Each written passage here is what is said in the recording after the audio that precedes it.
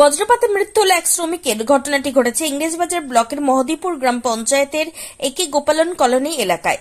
জানা গিয়েছে, মৃত শ্রমিকের নাম কৃষ্ণ দাস, বয়স 23। বাড়ি সংশ্লিষ্ট এলাকাতেই।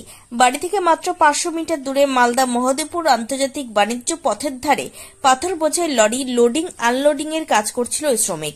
ঠিক সেই সময় হঠাৎ ঝড় বৃষ্টি শুরু হয়। পাথর বোঝাই একটি লরির নিচে আশ্রয় নেয় ওই শ্রমিক। ঠিক সেই সময় হঠাৎ বজ্রপাতে মৃত্যু হয় তার বলে পরিবারের দাবি।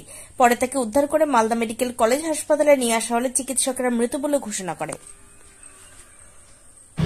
আপনি তো ওখানকার মেম্বার, কি শুনলেন, কি হয়েছে? শুনলাম যে সকালবেলা যে বৃষ্টিটা হলো, বৃষ্টির মধ্যে একটা যে বিদ্যুৎ পড়লো, বিদ্যুৎ পড়ে যখন ছেলেটা কাজে গেছে মাঠে, বিদ্যুৎ পড়ে যে মারা গেল। তখন আমরা শুনে সাথে সাথে শুনে আমরা গেলাম বাড়ি, এই যে ওখানে পর ডেট মারা গেছে, সাথে সাথে আমরা ওখান থেকে নিয়ে হাসপাতালে ভর্তি করলাম। বুধবার যে পোস্টমর্টম হবে, আমরা সহযোগিতা করার চেষ্টা করছি যে মারা গিয়েছে ওই সরকারি অনুদান যেটা আমাদের বিদ্যুৎ সার্কিট বা গ্রাম পঞ্চায়েত থেকে একটা সাহায্য পাওয়ার সুবিধা করেছে। পরিবারের অবস্থা কেমন? নিরীহ পরিবার, গরিব।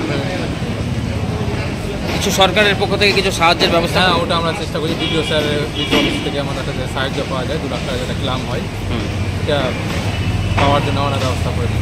আপনার নাম? প্রশান্ত দাস। আপনার ওয়াইফ মেম্বার? আমার ওয়াইফ পঞ্চায়েত মেম্বার।